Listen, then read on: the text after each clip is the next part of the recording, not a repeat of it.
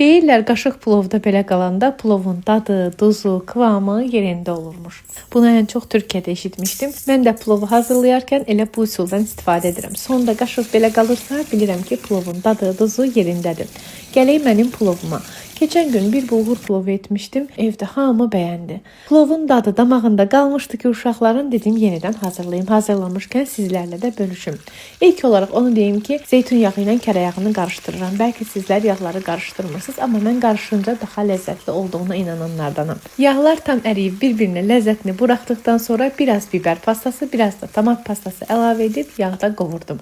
Sonra isə yuduğum bulğurları əlavə etdim. Üzərinə ədviyyatlarını, daha sonra qaynar suyunu əlavə edərək biraz qarışdırıb van ocaqda bişirdim.